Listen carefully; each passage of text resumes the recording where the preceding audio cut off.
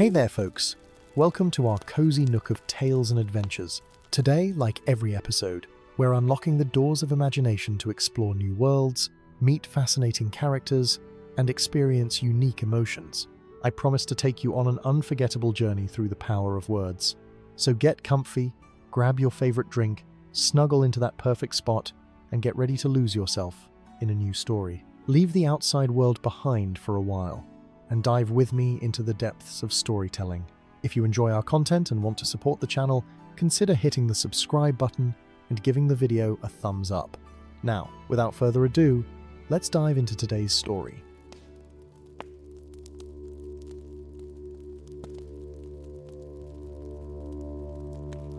In the days before the great troubles of Middle-earth, when the Shire was young and the old magic still lingered in forgotten corners of the land, there lived a hobbit named Rowan Greenleaf in the quiet village of Willowbottom.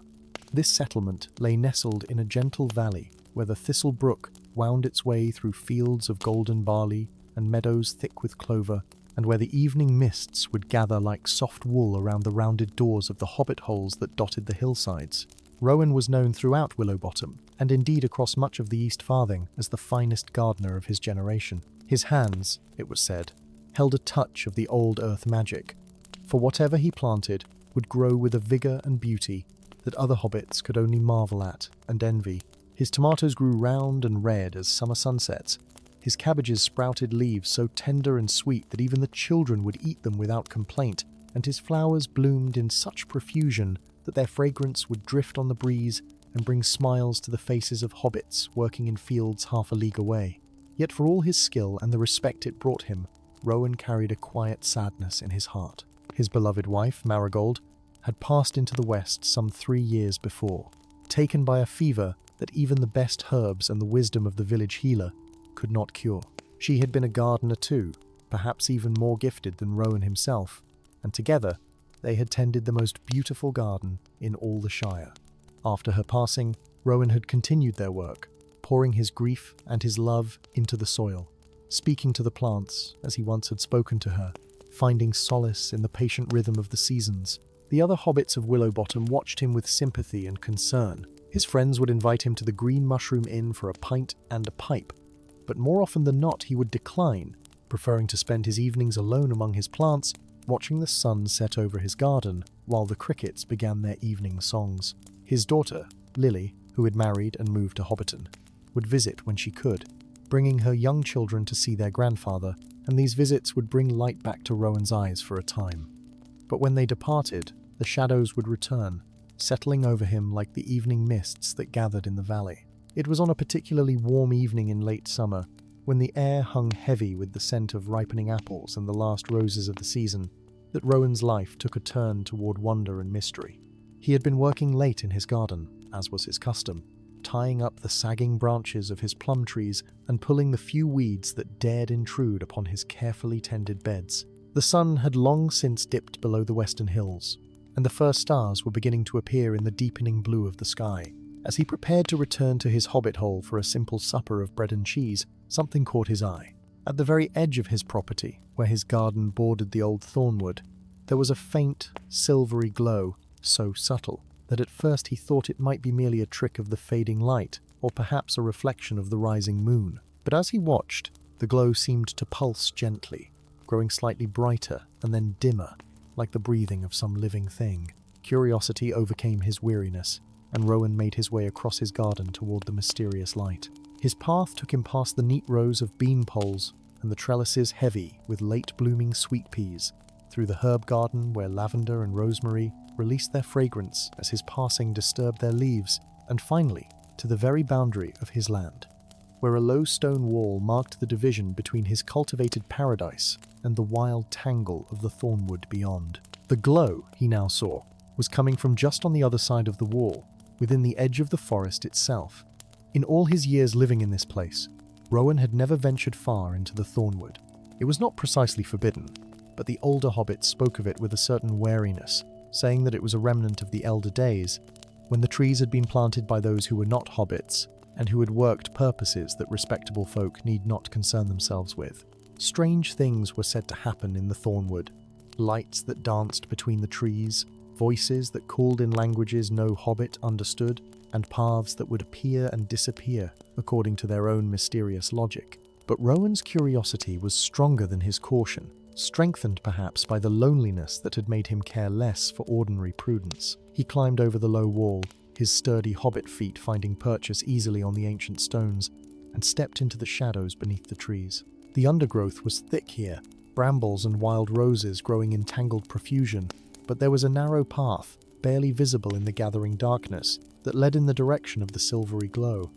Rowan followed it, pushing aside branches and ducking under low-hanging boughs, and with each step the light grew brighter, and the air seemed to grow cooler and somehow clearer, as though he were ascending a mountain rather than walking through a forest at the bottom of a valley.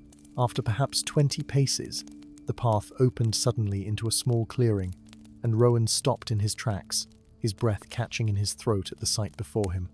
There, in a space no larger than a generous parlour, was a garden unlike any he had ever seen or imagined. The silvery light he had glimpsed from his own garden was emanating from flowers, dozens and dozens of flowers, each one glowing with a soft luminescence that seemed to come from within their very petals. The flowers were of species Rowan had never encountered in all his years of gardening. Some had petals like silver coins, perfectly round and shimmering. Others were shaped like tiny bells, and as a slight breeze stirred them, they made a sound like distant chimes. There were flowers that resembled stars, with multiple points radiating from their centers, and flowers that looked like small moons, round and full and glowing with a gentle white light. Between them grew plants with leaves that sparkled as though dusted with diamond powder, and vines that twisted and curled in patterns that seemed almost deliberate, as though they were writing words in a language made of living green. The entire garden was laid out in a circular pattern, with narrow paths of white stone winding between the beds, all leading to a small pool at the very center. The pool's water was perfectly still, and reflected the glowing flowers and the stars above, with such clarity that it was difficult to tell where the water ended and the sky began. Around the pool stood 7 smooth stones, each about knee-high to a hobbit, arranged in a perfect circle. Rowan stood at the edge of this enchanted place, scarcely daring to breathe, feeling as though he had stumbled into a dream or a tale from the old days. The beauty of the garden moved him deeply, stirring something in his heart that had been still and cold since Marigold's passing. Tears came to his eyes unbidden, though whether they were tears of sorrow or joy or wonder, he could not have said. He did not know how long he stood there, lost in contemplation of the moonlit garden. But at length, he became aware that he was not alone. There was a figure standing on the far side of the pool, so still and so perfectly a part of the garden that Rowan had not noticed it before. As he watched, the figure moved, stepping into a patch of brighter moonlight, and Rowan saw that it was a woman, tall and slender as hobbits measured such things, with long hair that seemed to be woven from moonbeams themselves and eyes that held the depth and peace of ancient forest pool. She was not a hobbit, that much was immediately clear. Her bearing was too graceful, too ethereal, and there was about her an agelessness that no hobbit could possess. Yet neither did she have the towering height of the elves that occasionally passed through the Shire on their way to the Grey Havens, nor the solid strength of the dwarves who sometimes stopped at the inn to trade their metalwork for pipeweed and provisions. She was something else entirely, something from the old tales, and as Rowan looked upon her, he felt a mixture of awe and a strange sense of recognition, as though he had been waiting all his life to find this place and this moment. The woman smiled at him, and her smile was gentle and sad all at once, like sunlight breaking through clouds on a day of mixed weather. She did not seem surprised to see him standing there at the edge of her garden. Indeed, she looked at him as though she had been expecting him, as though his arrival was part of some pattern that had been woven long ago and was only now coming to completion. "Welcome, Rowan Greenleaf," she said, and her voice was like the sound of wind moving through leaves, soft and musical. "I have watched you tending your garden these many years, and I have seen the love you put into every plant, every flower. Your devotion has not gone unnoticed." Rowan found his voice at last, though it came out as barely more than a whisper. "Who are you, and how do you know my name? And what is this place?" The woman moved around the pool toward him, her feet making no sound on the white stone paths, and as she drew closer, Rowan could see that she wore a gown that seemed to be woven from spider silk and moonlight, and that small flowers were braided into her silver hair. There was no threat in her approach, only a profound gentleness that made Rowan's initial fear fade away like mist before the morning sun. "I am Elenwe," she said, "and I am the keeper of this garden, which is called the Moonflower Garden. It has existed in this place since before the Shire was settled by your people, since before even the elder days that your oldest tales remember. As for how I know your name, I know the names of all who tend the earth with true love and understanding. Your wife knew of this place too, though she never spoke of it." At the mention of Marigold, Rowan felt his heart clench. "My wife? She knew of this garden?"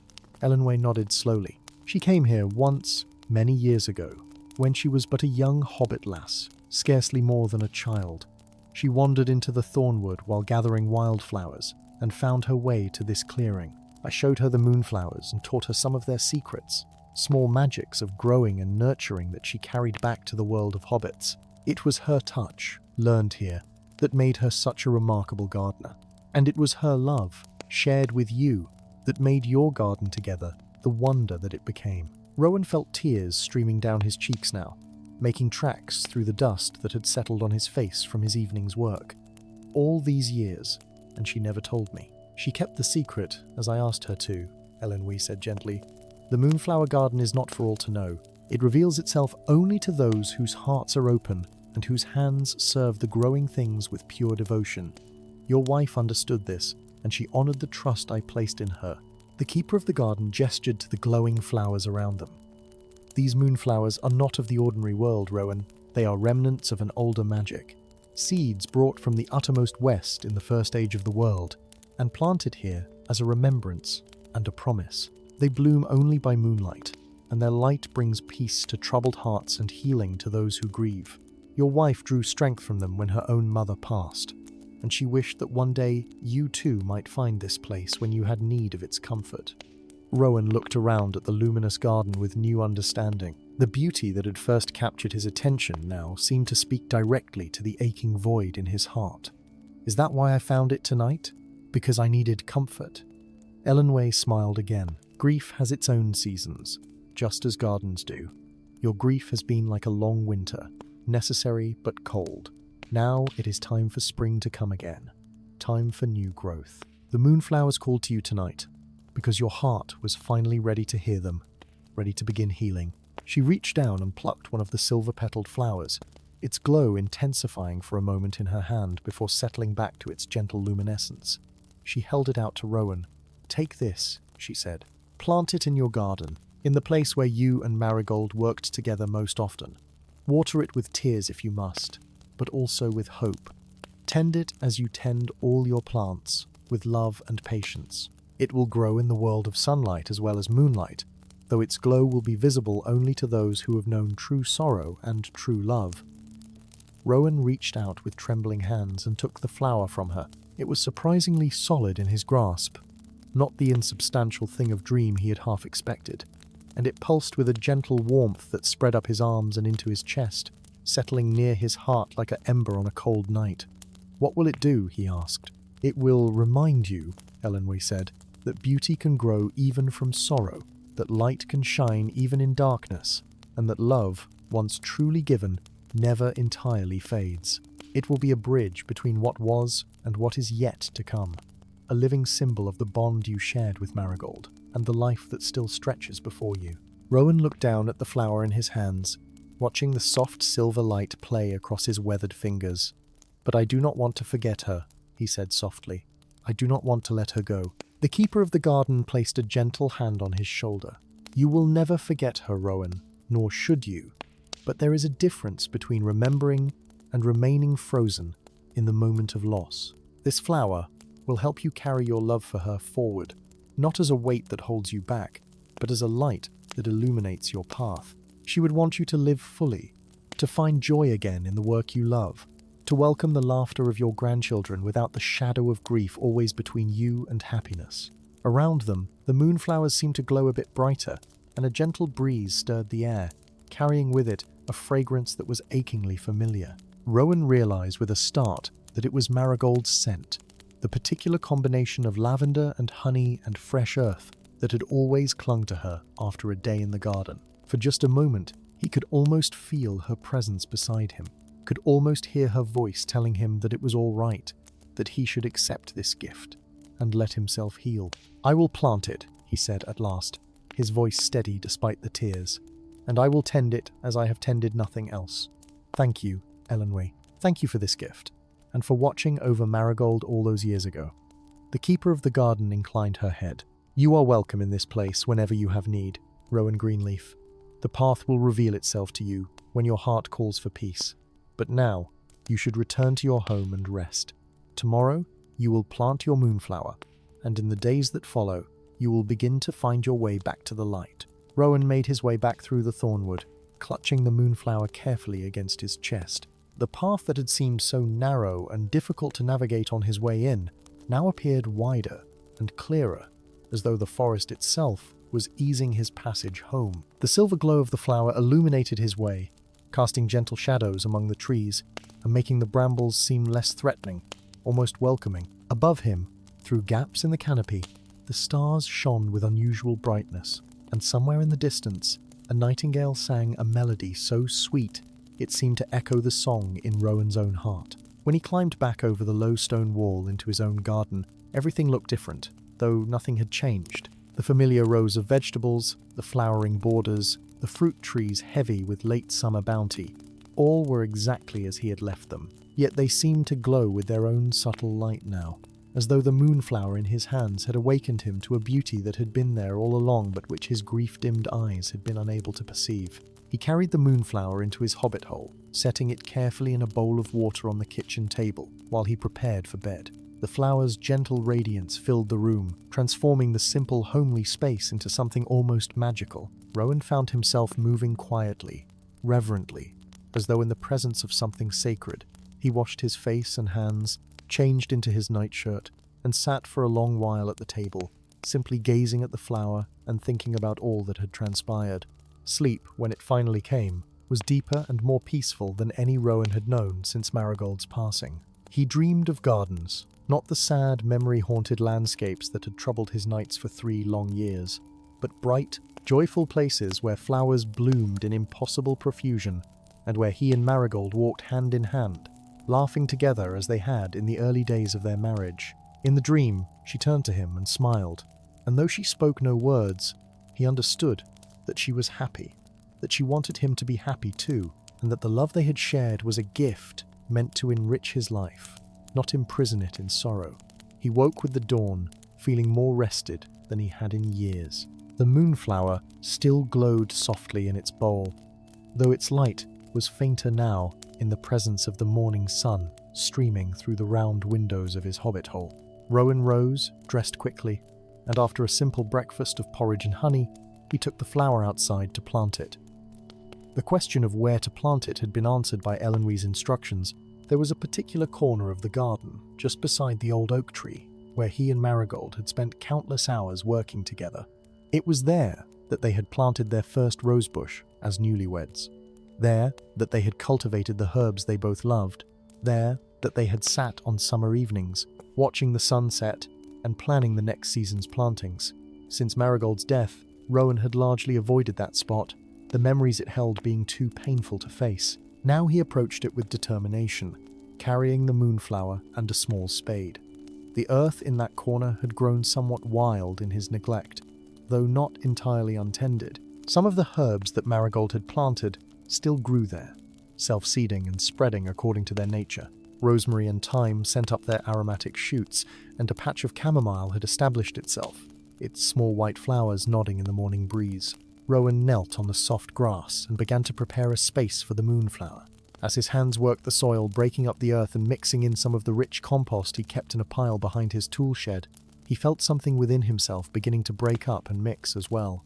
The hard, frozen grief that had surrounded his heart like a shell was starting to crack, and though the process was not without pain, there was also a sense of relief, of something long confined finally being allowed to move and breathe. He planted the moonflower with all the skill and care that a lifetime of gardening had taught him, settling its roots gently into the hole he had prepared, firming the soil around it, and watering it thoroughly with water drawn fresh from his well. As he worked, he found himself speaking to the flower, and threw it to Marigold, telling her about his visit to the moonflower garden, about meeting Ellenway, about learning that she had known of that magical place all along. "I understand why you never told me," he said softly, his fingers smoothing the damp earth around the plant's base. "You were honoring a trust, keeping a sacred secret. But I wish I had known. Love, I wish I had known there was such a place, such magic still left in the world. Though perhaps I would not have believed it then, not until grief opened my eyes to the need for wonder." As he sat back on his heels admiring his work, he became aware that he was not alone. His neighbour, Bramble Tunnelly, was leaning over the garden fence, watching him with a curious expression. Bramble was a stout, cheerful hobbit who had been a good friend to both Rowan and Marigold, though he had given Rowan his space in recent years, sensing that his friend needed solitude more than companionship. "Morning, Rowan," Bramble called out. "That is a fine-looking plant you've got there. I've never seen its like before. Where did it come from?" Rowan hesitated for just a moment, remembering Ellenway's words about the garden being secret. But then he realized that Bramble was asking about the flower itself, not its origins, and he could answer honestly without revealing what need not be revealed. "A gift," he said simply. "From an old friend of Marigold's. It's a rare variety, meant to bloom by moonlight." Bramble's eyebrows rose with interest. "Bloom by moonlight, you say? How peculiar, how wonderful. I should very much like to see it when it flowers. Will you invite me over one evening?" Rowan found himself smiling, a genuine smile that felt strange and welcome on his face. "I will, Bramble. I promise I will." His neighbour beamed. "I'm glad to hear it, my friend, and I'm glad to see you working in that corner of the garden again. It's been too long neglected, if you don't mind my saying so. Marigold loved that spot especially, I remember." "She did," Rowan agreed, feeling the familiar pang of loss but finding it somehow softer now, more bearable. "She planted most of these herbs herself. They've been waiting for proper attention again." "Well," Bramble said, preparing to take his leave, "if you need any help getting it back into shape, you've only to call. My back's not what it used to be, but I can still wield a hoe with the best of them." After Bramble had gone, Rowan remained in the garden, beginning the work of clearing and tidying the neglected corner. It was slow, meditative work, the kind that allowed his mind to wander while his hands stayed busy. He pulled weeds, trimmed back overgrowth, and rediscovered plants he had forgotten were there. A clump of lavender that Marigold had started from a cutting given to her by her mother, a small patch of violets that reseeded themselves each year, the old rosebush, grown woody and wild but still alive, still capable of producing the fragrant pink blooms they had both loved. As he worked, other neighbours passed by, calling out greetings, commenting on his industry, expressing pleasure at seeing him so engaged with his garden again. Old Mistress Brownlock stopped with her basket of eggs, staying to chat about the unseasonably fine weather and to ask his advice about her ailing tomato plants. Young Pippin Smallborough, barely more than a lad, peered over the fence to admire Rowan's work and to beg a handful of the sweet peas that still bloomed along the trellis. For the first time in 3 years, Rowan felt himself truly part of the community again. Not just a shadowy figure moving through the margins of village life, but a real presence, someone whose knowledge was valued and whose company was welcome. The realization brought him close to tears, but they were good tears, the kind that wash clean rather than leaving one feeling hollow and spent. The days that followed were marked by a subtle but unmistakable change in Rowan's life and spirit. The moonflower, true to Ellenway's promise, took root and began to grow with remarkable vigor. Within a week, it had doubled in size, sending out new shoots and unfurling leaves that were unlike any Rowan had seen before. By day, they appeared to be a deep, rich green with faint silver veining. But as twilight approached, the veins would begin to glow softly, growing brighter as darkness fell until the entire plant seemed to pulse with gentle luminescence. The first time the moonflower bloomed, some 2 weeks after Rowan had planted it, he happened to be working late in the garden, staking up some beans that had grown taller than expected. The sun had set perhaps an hour before, and he was working by the light of a lantern he had hung from a branch of the old oak tree. He became aware of a new light, softer and more ethereal than the warm glow of his lantern, and when he turned to look, he saw that the moonflower had opened its first blossom. The flower was larger than he had expected, perhaps the size of a teacup. with petals that seemed to be crafted from pure moonlight. They were translucent and shimmering, arranged in a spiral pattern that drew the eye inward toward the center, where a cluster of delicate stamens glowed like tiny stars. The fragrance that emanated from the bloom was indescribable, something between roses and jasmine, but with notes that reminded him of rain on summer grass and the scent of Marigold's hair after she had been working in the herb garden. Rowan sank down onto the grass beside the plant, transfixed by its beauty. As he sat there, breathing in the flower's perfume and watching its light play across the surrounding plants, he felt a profound sense of peace settle over him. The ache of loss that had been his constant companion for 3 years was still there. He knew it would always be there in some form, but it no longer dominated everything else. There was room now for other feelings, for appreciation of beauty, for contentment in the moment, for hope that tomorrow might bring something worth waking for. He did not know how long he sat there in the moonflower's glow, but when he finally stirred and looked up, he saw that he had company. Bramble Tunnelly stood at the garden fence, his mouth slightly agape, staring at the luminous flower with an expression of wonder. "Rowan," Bramble breathed, "is that the plant you mentioned? The one that blooms by moonlight?" "It is," Rowan confirmed, feeling a warm surge of pleasure at being able to share this marvel with his friend. "Would you like to come closer?" Bramble needed no second invitation. He hurried through the gate and across the garden, moving with surprising lightness for a hobbit of his substantial build. When he reached Rowan's side, he knelt down beside him, his eyes wide with childlike amazement. "I have never seen anything like it," Bramble whispered, as though afraid his voice might somehow damage the delicate bloom. "It's beautiful, Rowan. It's the most beautiful thing I have ever seen. Where did you say it came from?" Rowan considered his answer carefully. "A very old garden," he said at last. "A place where ancient magic still lingers. A gift from a friend of Marigold's, given to help with the healing of grief." Bramble nodded slowly, his gaze never leaving the flower. "I can believe that," he said softly. "There is something about it that touches the heart, is there not? Something that speaks of comfort and peace. I lost my own dear mother 2 springs ago, and the pain of it has been sharp at times. But looking at this flower, I feel as though she is not so far away, as though love does not end with death, but continues in ways we cannot always see or understand." The 2 hobbits sat together in companionable silence, watching the moonflower glow and listening to the night sounds of the garden around them. After a time, Bramble spoke again. "Would you mind if I brought my wife to see it tomorrow evening? She has been heavy-hearted of late, worrying about our eldest daughter who married and moved away to Bree. She misses her terribly and would, I think, find solace in the sight of such beauty." Rowan felt a warmth spread through his chest at the request. "Of course," he said. "Bring her whenever you like. The flower seems to bloom each night, and I suspect it will continue to do so for some time." Over the following weeks, word of the moonflower spread through Willowbottom in the gentle, unhurried way that news travelled in the Shire. Hobbits who were curious, or who were carrying their own burdens of sorrow and loss, would find their way to Rowan's garden in the evening hours. He welcomed them all, finding unexpected joy in sharing the gift he had been given. Old widower Sandyman came, leaning heavily on his walking stick, to gaze at the flower and remember his wife of 60 years who had passed the previous winter. Young Primrose Goodbody arrived one evening with tears streaming down her face, having just received word that her sweetheart had decided to seek his fortune in the lands beyond the Shire and would not be returning to marry her as they had planned.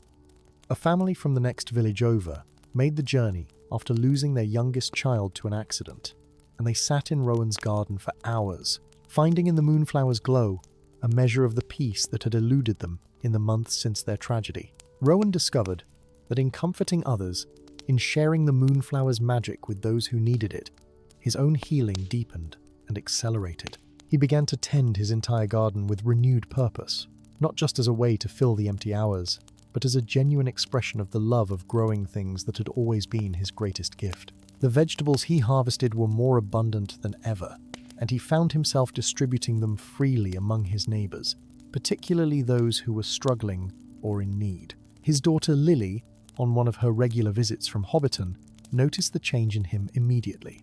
She arrived on a bright afternoon with her 2 young children in tow, and as soon as she saw her father working in the garden, humming softly to himself as he tied up the tomato plants, she burst into tears. "Papa," she cried, rushing to embrace him. "You are yourself again. Oh, Papa, I have been so worried about you. And now, here you are, looking almost happy." Rowan held his daughter close, feeling the dampness of her tears soaking into his shirt. "I am healing, my dear girl," he said gently. "I am learning to carry my grief differently, to let it be a part of me, without letting it be all of me. Your mother would not want me to spend the rest of my days in sorrow, and I have finally begun to understand that honoring her memory means living fully, not merely existing." Lily pulled back to look at him, her eyes searching his face. "What changed, Papa? What happened to bring you back to us?" Rowan led her to the corner of the garden where the moonflower grew, now sporting 3 magnificent blooms. He told her an abbreviated version of his encounter with Ellen Way, of learning that Marigold had known of the moonflower garden, of the gift he had been given to aid in his healing. Lily listened with rapt attention, occasionally glancing at the unusual plant with expressions of wonder and curiosity. "Mother knew of this place?" she asked when he had finished. "She never spoke of it to me. She was keeping a sacred trust," Rowan explained. "The garden is not for everyone to know, only for those whose hearts are open and whose hands serve the growing things with true devotion. But the moonflower she has shared with us, and through it, we can share comfort with others who grieve." As summer turned to autumn and the leaves of the Shire began their transformation into gold and crimson, the moonflower continued to thrive and spread its influence through Willowbottom and beyond. Rowan's garden became something of a pilgrimage site for those carrying the weight of loss and sorrow, though none who came were turned away regardless of their reason for seeking the flower's comfort. The plant itself seemed to understand its purpose, producing more blooms with each passing week, until on some nights there were a dozen or more luminous flowers glowing in the darkness, their combined light bright enough to read by. It was during this time that a stranger came to Willowbottom, a hobbit that none in the village had seen before. He arrived on a grey afternoon when low clouds hung heavy over the valley, and a fine mist blurred the boundaries between earth and sky. The stranger was a tall hobbit, lean and weathered by travel, with eyes that held a hardness that was unusual among the generally gentlefolk of the Shire. He wore a traveller's cloak that had seen better days, and he carried a walking stick that looked more like a weapon than an aid to hiking. The stranger made his way directly to the Green Mushroom Inn, where he took a room and spent the evening nursing a pint of ale in the corner, watching and listening as the locals chatted and laughed. The innkeeper, a jovial hobbit named Rollo Appledore, tried to engage him in conversation, but the stranger remained largely silent, offering only curt responses that discouraged further inquiry. It was not until the second evening of his stay that the stranger revealed the purpose of his visit. He approached Bramble Tunnelly, who was sitting by the fire enjoying his after-dinner pipe, and asked in a low voice about the miraculous moonflower that was said to grow in Rowan Greenleaf's garden. "I have travelled far to see this marvel," the stranger said, his voice rough as gravel. "They speak of it as far away as Michel Delving, saying it has powers to heal and comfort. I have need of such healing, for I have lost much, and carry burdens too heavy for one hobbit to bear alone." Bramble, who was kind-hearted by nature and inclined to think the best of everyone, immediately offered to introduce the stranger to Rowan. The stranger, who gave his name as Garrick Thornber, accepted with what might have been gratitude, though it was difficult to read his expression in the dim firelight. The next evening Bramble brought Garrick to Rowan's garden just as twilight was giving way to full darkness, and the moonflowers were beginning to glow. Rowan, who had been tending to his evening watering, set down his can and came forward to greet them, wiping his hands on his apron. "Welcome to my garden," Rowan said warmly, extending his hand to the stranger. "Bramble tells me you have travelled far to see the moonflowers. You are most welcome here. Any who carry sorrow are friends in this place." Garrick took Rowan's hand briefly, his grip firm but not friendly. "I thank you for your hospitality," he said, his eyes already seeking out the glowing flowers in the gathering darkness. "Show me these moonflowers if you would. I have need of their comfort."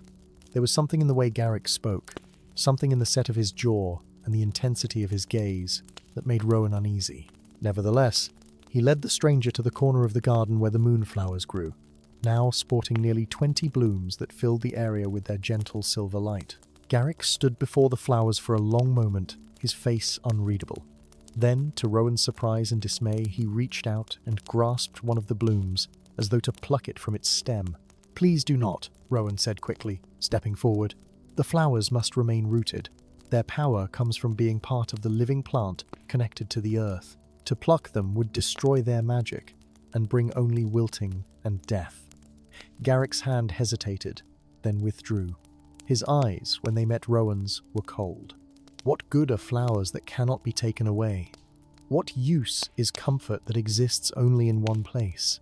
I have need of healing that I can carry with me, for my path does not end in Willowbottom. The moonflowers offer their comfort freely to all who come to them, Rowan explained patiently, but they are not meant to be possessed or carried off. They are a gift to be shared, not owned. If you sit with them, open your heart to their light, you will find the peace you seek. Garrick's expression hardened.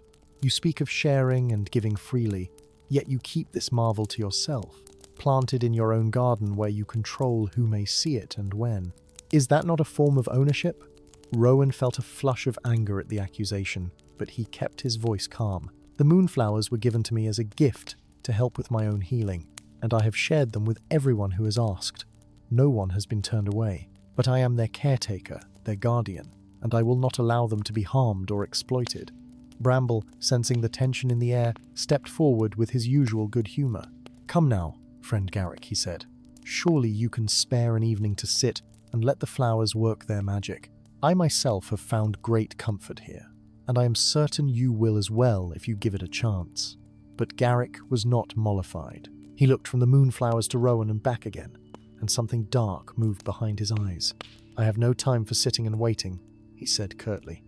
I have travelled too far and suffered too much to be put off with pretty words about sharing and caregiving. If you will not give me a cutting or a seed that I might grow my own moonflower, then I will find another way to take what I need. With those ominous words, Garrick turned and strode out of the garden, leaving Rowan and Bramble staring after him in dismay. That is a troubled soul, Bramble said quietly once Garrick was out of earshot. I fear he carries more than grief, Rowan. There is anger in him and bitterness. Such feelings can poison even the purest magic. Rowan nodded slowly, his eyes still fixed on the path where Garrick had disappeared. I must speak with Elenway, he said. She will know what to do, how to protect the moonflowers from those who would misuse them. That very night, after Bramble had returned home and the village had settled into sleep, Rowan made his way back to the Thornwood. The path to the moonflower garden revealed itself easily now, as though it recognized him as a friend, and within minutes he stood once again in that enchanted clearing where the original moonflowers grew in their full glory. Elenway was waiting for him, standing beside the central pool as though she had known he would come. Her expression was grave as she listened to his account of Garrick's visit and his unsettling words. This Garrick carries a wound that has festered rather than healed, she said when Rowan had finished. Grief, when it turns inward and hardens into bitterness, can transform a person into something quite different from what they once were. The moonflowers cannot heal such a one, for he has closed his heart to their gentle magic. He seeks not peace but power, not comfort but control. What should I do? Rowan asked. Should I dig up the moonflower, hide it away where he cannot find it? Elenway shook her head. No, for that would punish all those who have found solace in its light for the sake of one troubled soul. The moonflower stays where it is, continuing its work of healing. But you must be vigilant, Rowan Greenleaf. There are those in this world who see magic only as something to be possessed and exploited, who cannot understand that true power lies in giving rather than taking. Elenway moved to one of the smooth stones that circled the central pool and gestured for Rowan to sit beside her. The ancient keeper's face was illuminated by the glow of the surrounding moonflowers, and in that light she looked both young and impossibly old, as though all the ages of the world were reflected in her timeless features. There is something you must understand about the moonflowers, she began, her voice taking on the quality of one imparting important lore. They were not always as you see them now, peaceful blooms that offer comfort to the grieving. In the elder days, when they were first brought from the west, they had a different purpose. They were guardians, protectors of sacred places, and they could defend themselves and those they loved with surprising strength. Rowan listened intently, his hands folded in his lap. I did not know they had such history. Most do not, Elenway replied. Over the long ages, as the need for guardians diminished and the world grew more settled, the moonflowers evolved into what they are today, gentle healers rather than fierce protectors. But the old magic is not entirely gone. It sleeps within them still, waiting to be awakened if the need should arise. She reached out and touched one of the nearby flowers, and as her fingers brushed its petals, they seemed to shimmer with a light that was brighter and somehow sharper than their usual soft glow. The flower that grows in your garden carries this ancient heritage, Rowan. If Garrick or any other should try to take it by force or with ill intent, the moonflower will know, and it will defend itself. Rowan felt both reassured and troubled by this revelation.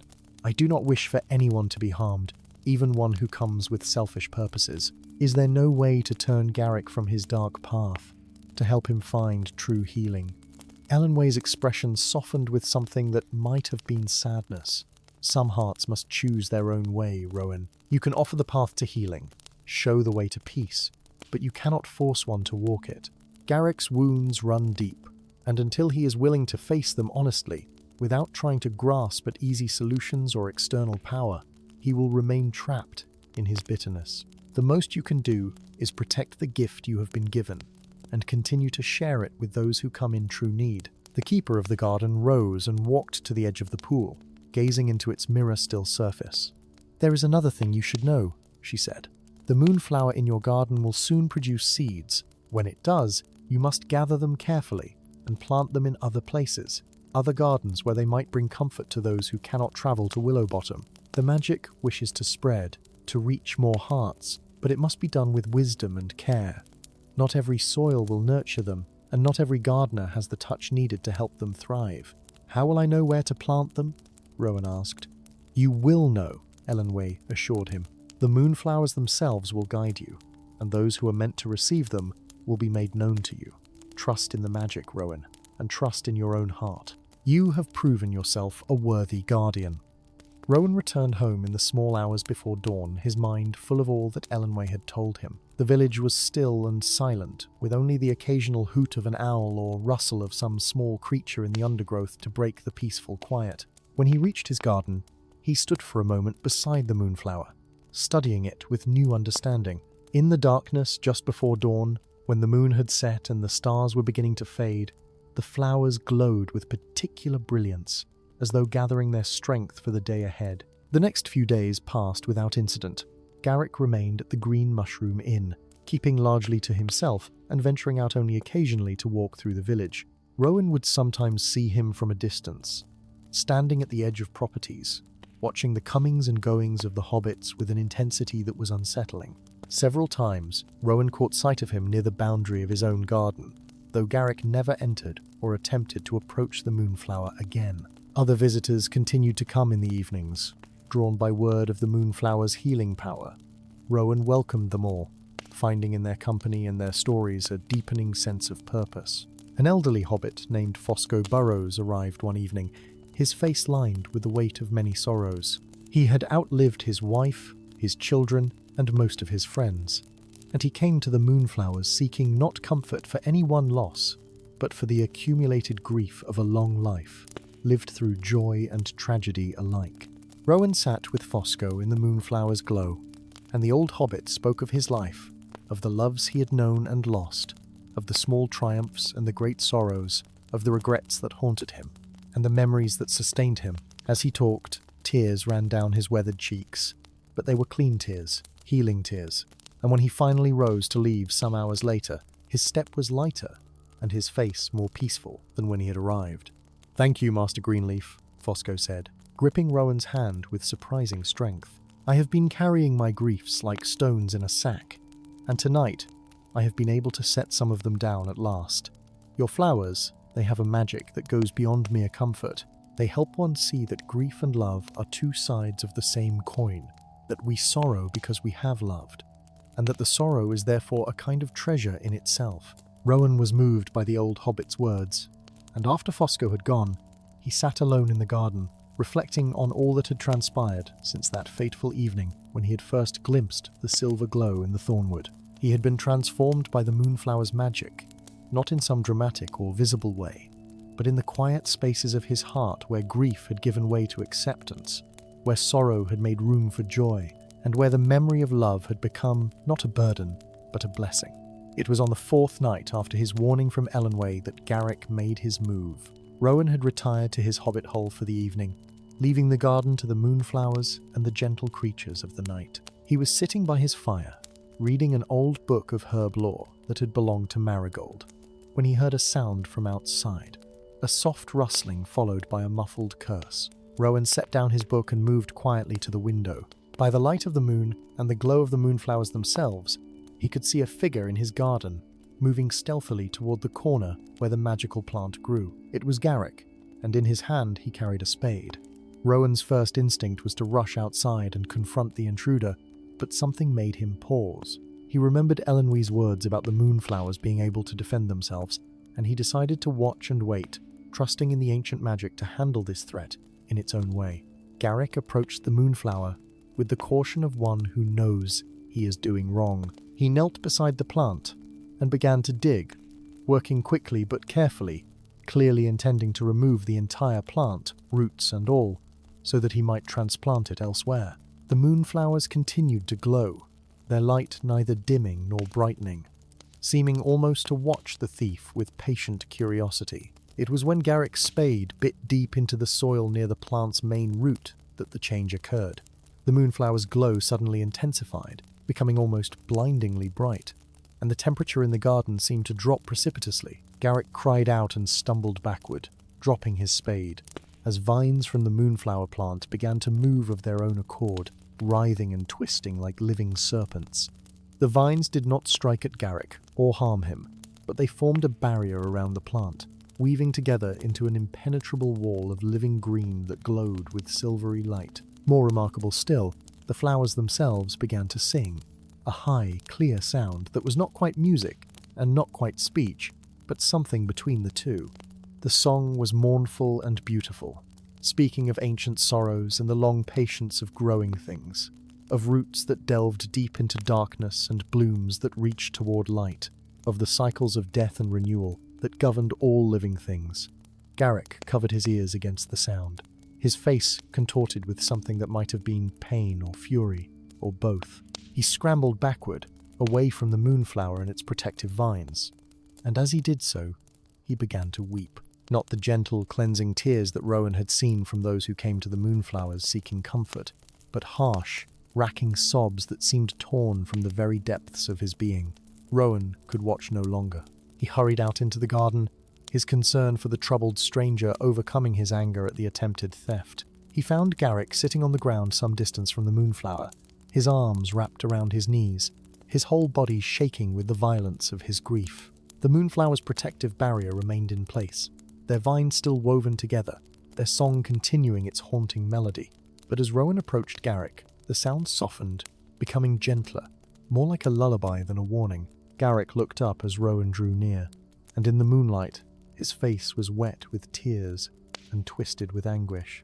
"I did not mean to steal," he gasped out between sobs. "Or perhaps I did mean to.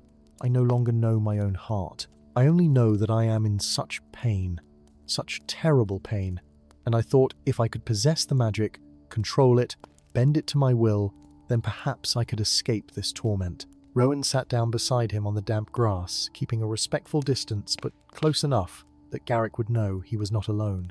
"Tell me," he said gently. "Tell me what wounds you carry, what loss has brought you to this desperate place." For a long moment, Garrick was silent, struggling with himself. Then, haltingly at first, but with growing fluency, the words began to pour out. He spoke of a wife and 2 young children, all lost to a fever that had swept through their village some 5 years before. He described how he had watched them sicken and fade one by one, powerless to help them, how he had buried them in the cold ground and felt as though he had buried his own heart with them. But unlike Rowan, who had eventually found his way to acceptance and healing, Garrick had turned his grief inward, letting it fester and transform into bitterness and rage. He had abandoned his home, unable to bear the memories that haunted every corner, and had spent the years since wandering Middle-earth, seeking some magic or power that might undo what had been done, some way to cheat death and bring his family back. "I have consulted with healers and wise folk," he said, his voice raw with emotion. "I have sought out elves in their hidden valleys and dwarves in their mountain halls. I have bargained with those who deal in dark arts. though I drew back before fully committing myself to their ways. And always I have been told the same thing, that death is final, that what is lost cannot be restored, that I must accept and move on. But I cannot accept it. I will not. How can I live in a world that has taken everything from me? Rowan listened with a heavy heart, hearing in Garrick's words an echo of his own darkest thoughts during the worst days of his grief. He understood the temptation to grasp at anything that promised relief from unbearable pain, even if that grasping only prolonged the suffering. "The moonflowers cannot bring back the dead," Rowan said softly. "No magic in Middle-earth can do that, for death is part of the pattern woven into the very fabric of creation. But they can help you learn to carry your grief differently, to transform it from a weight that crushes you into a tender place in your heart where love and memory dwell together." Garrick shook his head violently. "I do not want to carry it differently. I want to be free of it entirely. I want my old life back, my wife's laughter, my children's voices. Nothing less will suffice." "Then you will wander forever," Rowan said, and there was both compassion and firmness in his voice. "For what you seek does not exist in this world. Your family has passed beyond the circles of the world, and no power can call them back. The only choice before you is how you will live with that truth. You can continue to rage against it, letting your bitterness consume what remains of your life, or you can open your heart to healing and find a way to honor their memory by living fully and well." As Rowan spoke these words, the moonflower's song changed again, becoming sweeter and more inviting. The barrier of vines began to loosen, creating small openings through which their silver light streamed more brightly. Garrick looked toward them, and in his eyes, Rowan saw a terrible longing mixed with fear.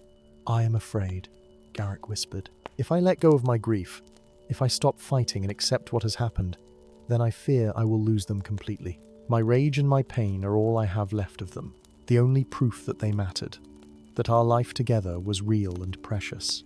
Rowan understood this fear, for he had felt it himself. "That is the great lie that grief tells us," he said, "that we must hold on to our pain or lose the ones we love all over again.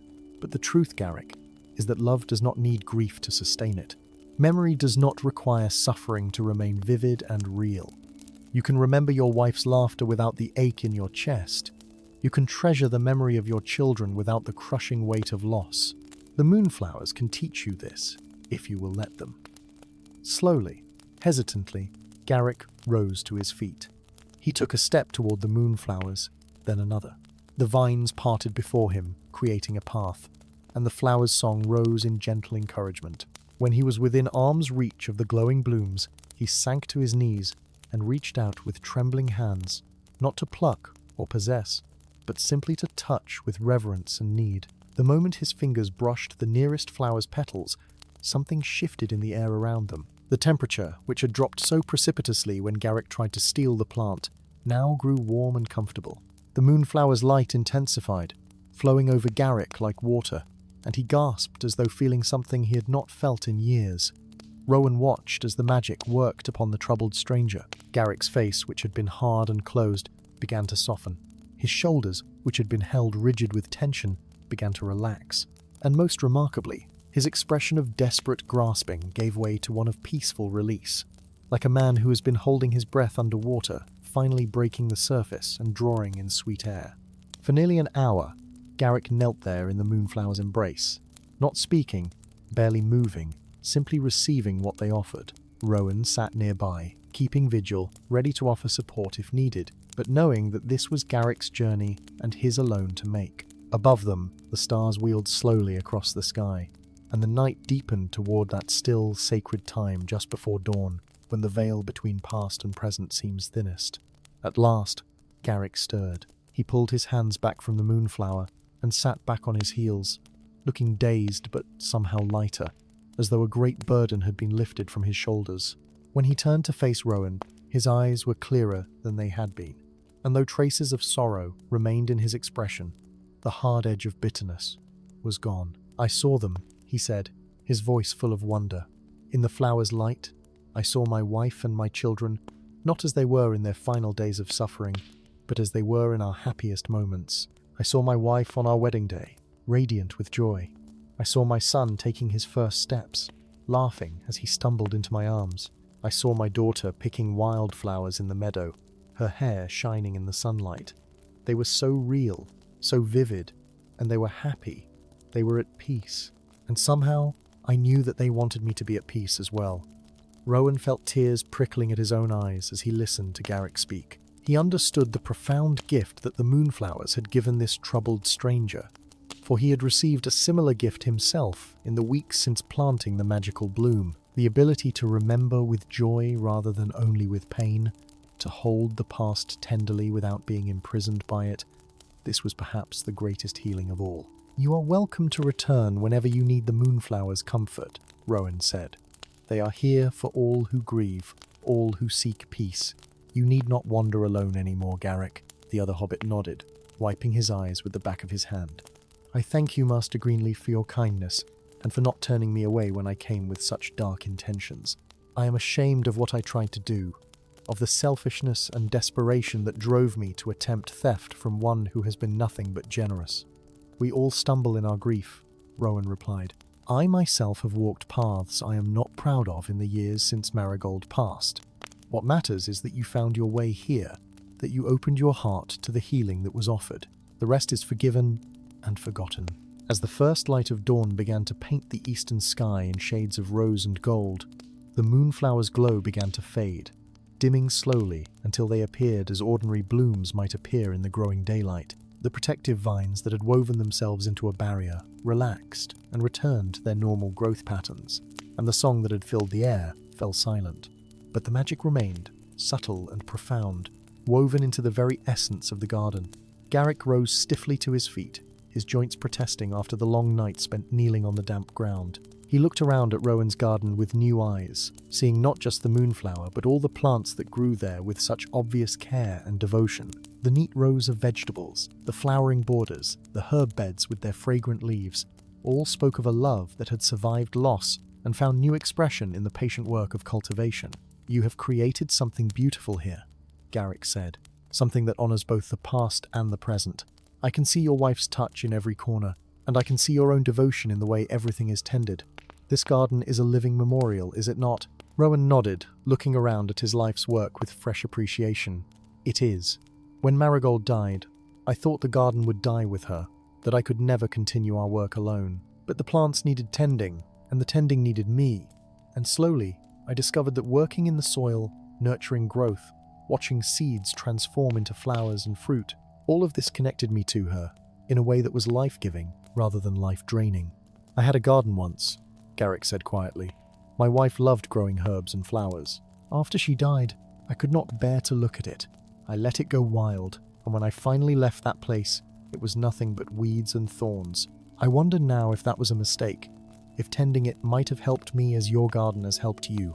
"It is never too late to begin again," Rowan said. "Perhaps when you are ready, you might find a place to settle and create a new garden. The moonflowers will have seeds soon, and if you wish, I could give you some to plant in your own soil." Garrick looked startled by the offer. "You would trust me with such a gift after I tried to steal from you. You tried to take in desperation and ignorance," Rowan said. "Now you understand the true nature of the moonflowers, that they must be freely given and lovingly tended. Yes, I would trust you with their seeds. When the time comes, and if you are ready to settle somewhere and commit to their care, they will be yours." The two hobbits stood together in the growing light of morning, an unlikely friendship forged in the crucible of shared grief and unexpected grace.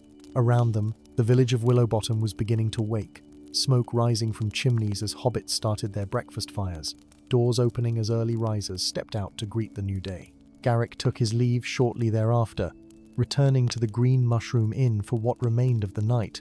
But he did not leave Willowbottom immediately, as Rowan had half expected. Instead, he remained in the village for several more weeks, spending his days walking the countryside and his evenings sitting quietly in Rowan's garden, communing with the moonflowers, and gradually allowing his long-frozen heart to thaw. During this time, Rowan observed a remarkable transformation in the stranger. The hard lines around Garrick's mouth softened, the suspicious glint in his eyes gave way to a tentative openness, and he began to interact with the other villagers in small but meaningful ways. He helped old Farmer Maggot repair a section of fence damaged in a storm. He carried water for Mistress Brownlock when her back was troubling her. He even joined the other hobbits at the Green Mushroom Inn for an evening of songs and stories, contributing a surprisingly sweet tenor voice to the choruses. Bramble Tunnelly, who had been the one to first introduce Garrick to Rowan, was particularly pleased by the change in the stranger. "I knew there was good in him," he told Rowan one afternoon as they worked together in the garden, preparing the beds for the coming winter. Under all that bitterness and pain, there was still a decent hobbit waiting to be rediscovered. The moonflowers have worked their magic on another wounded soul. As the autumn deepened and the first frosts began to touch the Shire, the moonflower in Rowan's garden produced its seeds. They appeared in small pods that formed where the flowers had been, round capsules that glowed faintly even in daylight. When the pods dried and split open, each one revealed a handful of seeds that looked like tiny pearls, silvery white and smooth as polished stone. Rowan gathered the seeds carefully, following the instructions that Elenway had given him during his second visit to the Moonflower Garden. He had returned there several times over the past weeks, seeking guidance on various matters and simply enjoying the peace of that sacred place. Each time, Elenway had been there, ready with wisdom and gentle counsel, and he had come to treasure their conversations as one of the unexpected gifts of his new life. The keeper had told him to store the seeds in a box made of rowan wood, the tree for which he had been named, wrapped in silk that had been dyed with moonflower petals. She had explained that the seeds would remain viable for many years, if properly stored, waiting for the right soil and the right gardener to bring them to life. Now, as Rowan placed the precious seeds in the box he had commissioned from the village woodworker, he felt the weight of responsibility that came with this gift. These seeds represented hope and healing for others who grieved, but they also required wisdom in their distribution. Not everyone who asked for them should receive them, Elenway had warned. The moonflowers would not grow for those whose hearts were closed or whose intentions were selfish. The first seed Rowan gave away went to Garrick. The stranger had announced his intention to settle in a small village near the Brandywine River, a place he had passed through during his wanderings and which had called to him with its quiet beauty. He planned to build a cottage there and create a garden where travellers and locals alike might find rest and comfort. When Rowan pressed the small silk-wrapped packet of seeds into Garrick's palm, the other hobbit's eyes filled with tears. "I will tend them with all the love and care I can muster," he promised, "and I will share their comfort freely with all who come seeking peace, as you have shared them with me. Thank you, Rowan Greenleaf. You have given me back my life." The two hobbits embraced, and when they parted, Rowan felt as though he was saying goodbye not just to Garrick, but to a part of his own grief, to the anger and despair that had once threatened to consume him as it had nearly consumed this troubled stranger.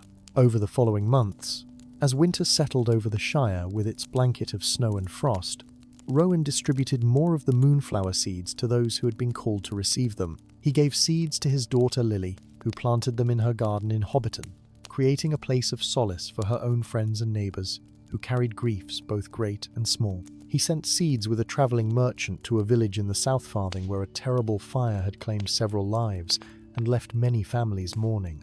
He entrusted seeds to Bramble Tunnelly, who planted them near the grave of his mother, where they bloomed each night like silver stars keeping watch over her resting place. Each time Rowan gave away seeds, he repeated the instructions Elenway had taught him. The moonflowers must be planted with intention and love, watered not just with water, but with the tears of honest grief, and tended with patience and hope. They would bloom when the time was right, offering their comfort to all who came with open hearts. But they could not be forced or hurried, and they would wither if subjected to neglect or harsh treatment. News of the moonflowers spread throughout the Shire in the way that important news always did among hobbits, carried from village to village by travellers, merchants, and wandering folk. Soon, Rowan began receiving visitors from far-flung corners of the Shire, hobbits who had heard tales of the magical blooms and wished to see them for themselves, or, in some cases, to request seeds for their own gardens. To each visitor, Rowan offered the hospitality of his home and the comfort of his garden. He would sit with them among the moonflowers, listening to their stories, sharing his own experience of loss and healing, and gently guiding them toward the peace that the flowers could offer. Some he judged ready to receive seeds, sensing in them the dedication and openness that the moonflowers required. Others he sent away with kind words but no seeds, recognizing that they were not yet ready for the responsibility of tending such precious magic. One visitor who came during the depths of winter was particularly memorable. She arrived on a grey afternoon when snow was falling softly, covering the Shire in pristine white. Her name was Daisy Bracegirdle, and she was a young Hobbit widow who had lost her husband in a riding accident only months after their wedding. Her grief was fresh and raw, and she wept openly as she sat in Rowan's parlour, warming her cold hands by the fire. "I have heard that your moonflowers can heal a broken heart," she said between sobs. "Please, Master Greenleaf, I am desperate for anything that might ease this terrible pain. I cannot eat, I cannot sleep, I cannot imagine how I will survive the years stretching before me without my beloved Thomas." Rowan recognised in Daisy's words the same desperation he had once felt, and his heart went out to her. "The moonflowers can help," he said gently, "but they cannot take away your grief entirely, nor should they. What they offer is not forgetfulness, but the ability to carry your sorrow with grace, to honour your love for Thomas, while still allowing yourself to live and breathe and find moments of joy." He led her out into the snowy garden, where the moonflowers bloomed despite the cold, their silvery light reflecting off the white landscape and creating an ethereal beauty that took Daisy's breath away.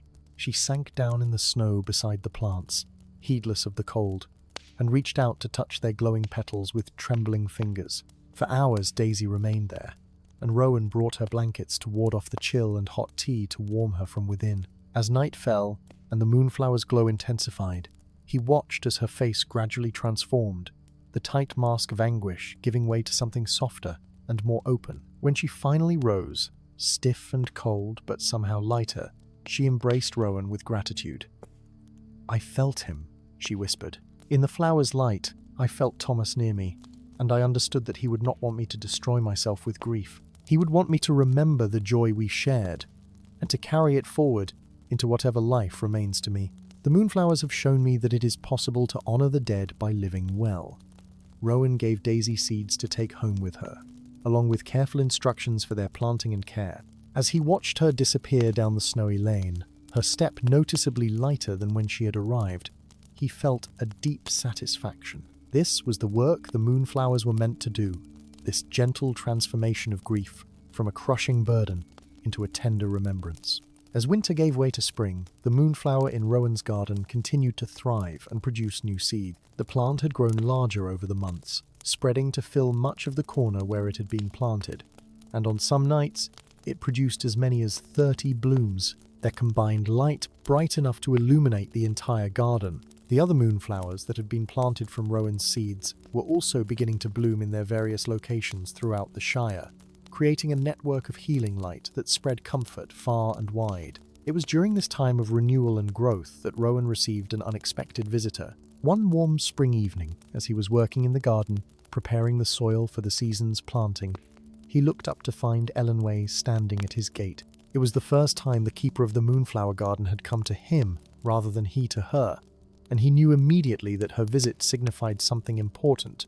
"You have done well, Rowan Greenleaf," Elenway said as she entered the garden and surveyed the flourishing moonflower with obvious satisfaction. "The magic has spread, as it was meant to, touching hearts and bringing healing to those in need. You have proven yourself a worthy guardian of this gift." Rowan wiped his hands on his apron and came forward to greet her properly. "I have only done what felt right," he said modestly. "The moonflowers themselves have done the real work." Elenway smiled, that same gentle, knowing smile he had come to treasure. "The moonflowers provide the magic, but it takes a caring heart to share it wisely. Not everyone who asked for seeds received them, and that discernment has been crucial. The moonflowers are powerful, but they are not meant to become common or taken for granted. Their magic depends on their rarity and the reverence with which they are tended." She moved closer to the moonflower plant, running her fingers over its leaves with evident affection. "There is something else I have come to tell you," she said. "The moonflower you planted here has fulfilled its primary purpose. You have healed, Rowan. Your grief, while still present, no longer defines you or limits your ability to live fully. You have made peace with your loss and found a way to honour Marigold's memory while embracing the life that continues beyond her death." Rowan felt a lump form in his throat at her words. "I could not have done it without the moonflower's help, without your guidance." "Perhaps not," Elenway agreed. "But the capacity for healing was always within you. The moonflower simply helped you access it, showed you the path forward. And now, having received this gift, you have multiplied it by sharing it with others. That is the true magic, Rowan, the way that healing, once begun in one heart, can spread to touch countless others.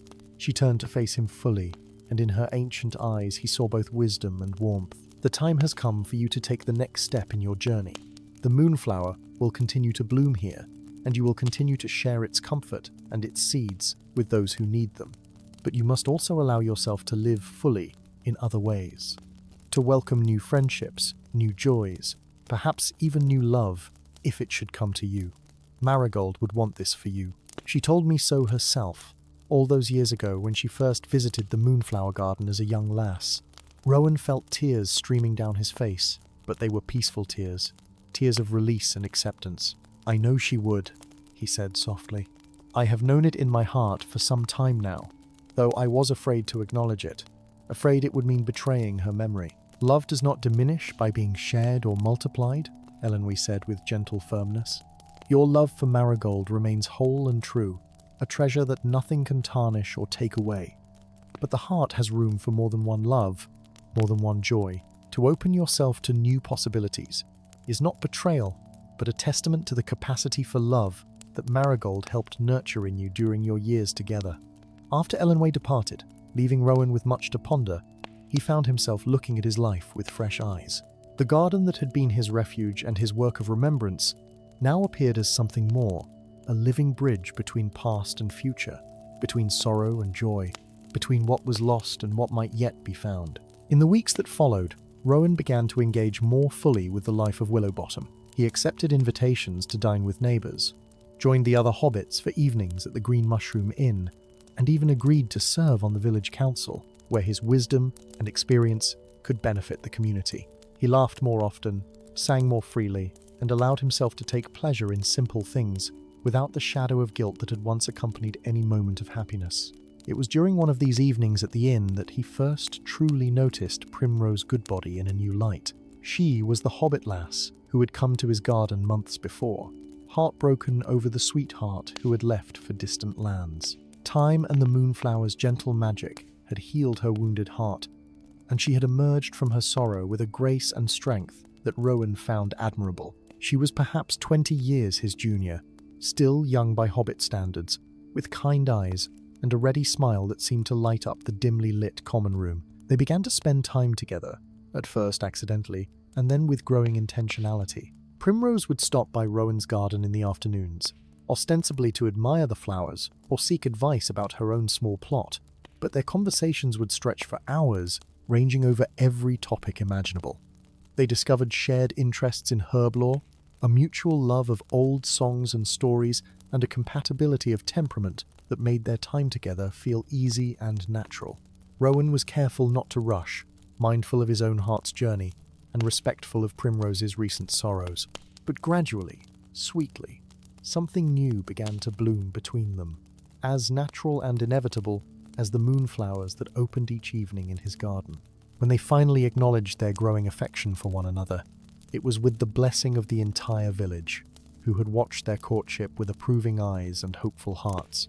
On a warm summer evening, a year after Rowan had first discovered the moonflower garden, he and Primrose were wed in a simple ceremony held in his garden. The moonflowers, as though understanding the significance of the occasion, produced more blooms that night than ever before, nearly 100 glowing flowers that filled the space with silvery light and sweet fragrance. Friends and family from throughout the Shire gathered to celebrate, and even Garrick travelled from his new home by the Brandywine River to witness the joy of the hobbit who had shown him the path to healing. As Rowan and Primrose exchanged their vows beneath the stars, surrounded by the luminous beauty of the moonflowers, Rowan felt Marigold's presence like a gentle blessing. He understood now that his love for her had not ended with her death, nor did his new love for Primrose diminish what he and Marigold had shared. Instead, both loves existed together in his heart, each precious and unique, each adding to the richness of his life. In the years that followed, Rowan and Primrose tended the garden together, just as he and Marigold once had. They added new beds and planted new varieties, but they always gave pride of place to the moonflower, which continued to bloom and produce seeds that were distributed throughout the Shire and even beyond. Rowan became known far and wide as the keeper of the moonflowers, a title he wore with humility and pride. Hobbits traveling from distant lands would stop in Willowbottom specifically to see the magical blooms and perhaps receive seeds if they proved worthy guardians. Primrose proved to have her own gift with the moonflowers, a natural understanding of their needs and nature that complemented Rowan's skill. Together, they created a sanctuary that drew not only the grieving, but also those seeking peace, beauty, and connection with something greater than themselves. The garden became a place where weddings were held and new babies were blessed, where elders came to reflect on their long lives, and youngsters came to dream of their futures. Rowan's daughter Lily visited often with her growing children, and they would spend long summer evenings in the garden, listening to their grandfather's stories and playing among the glowing flowers. The moonflower she had planted in Hobbiton thrived and became the center of a small healing garden that served her community just as her father's garden served Willowbottom. Word even reached Rowan of Garrick's success in establishing his own sanctuary by the Brandywine River. The once bitter wanderer had transformed into a gentle caretaker, offering comfort to travelers and locals alike. He had planted the moonflower seeds Rowan had given him in a prominent place, and they had grown into a magnificent display that rivaled even Rowan's original plant. Garrick sent occasional letters, full of gratitude and reports of the lives that had been touched by the moonflower's magic. As Rowan grew older, his hair turning from brown to silver and his sturdy hobbit frame becoming stooped with age, he never lost the sense of wonder and gratitude that had first filled him when he discovered the moonflower garden. Each evening, as twilight painted the sky and the moonflowers began their nightly glow, he would sit in his garden with Primrose beside him, watching the flowers bloom and feeling the peace that had eluded him for so long now, settling over him like a beloved blanket. On one particularly beautiful autumn evening, when the air was crisp and the stars seemed close enough to touch, Rowan made his way once more to the moonflower garden in the Thornwood. The path revealed itself easily, as it always did now, and he found Elenway waiting for him, as though she had known he would come. "I wanted to thank you," Rowan said simply, "for the gift you gave me, for the path you showed me, for the healing that has transformed not just my life, but the lives of so many others." Elenway smiled, and in her ageless face, Rowan saw reflected all the seasons of his journey, from the depths of despair to the heights of renewed joy. "The gift was always yours, Rowan Greenleaf. I merely helped you recognize it and learn to share it. You have done more with the moonflowers than I ever imagined possible, spreading their magic far beyond these woods and touching hearts I will never see. That is the true measure of healing, that it multiplies and spreads, creating ripples that extend far beyond their origin." They stood together in comfortable silence, surrounded by the glowing blooms of the original moonflower garden. Then Rowan spoke again, voicing a question that had been growing in his heart. "When my time comes to pass beyond the circles of the world, what will become of the moonflowers?" Elenway reached out and touched one of the nearby blooms, and it seemed to pulse with light in response. "The moonflowers will endure," she said. "They have put down roots not just in soil but in the hearts of those who tend them. Primrose will continue your work, and in time she will pass the knowledge to others, and they to others still. The magic will persist as long as there are those who understand the true nature of healing, that it comes not from possessing or controlling, but from giving freely and tending lovingly." And so it is said that the moonflowers continue to bloom in the Shire to this very day, in gardens scattered from the West Farthing to the East Farthing, from the North Farthing to the South Farthing. They offer their comfort to all who grieve, their light to all who walk in darkness, and their gentle magic to all who seek healing. And in Willowbottom, in the garden that Rowan Greenleaf tended first with sorrow and then with joy, the original moonflower still grows, largest and brightest of all, a living testament to the truth that love endures beyond loss, that beauty can bloom from grief, and that healing, once begun, spreads like light into all the dark corners of the world. And that, dear friends, is the tale of the moonflower garden, and the hobbit who learned to carry his grief with grace, transforming sorrow into a gift that blessed his entire community and beyond. May we all find such healing in our own gardens, and may we share what light we have been given freely with all who walk in shadow.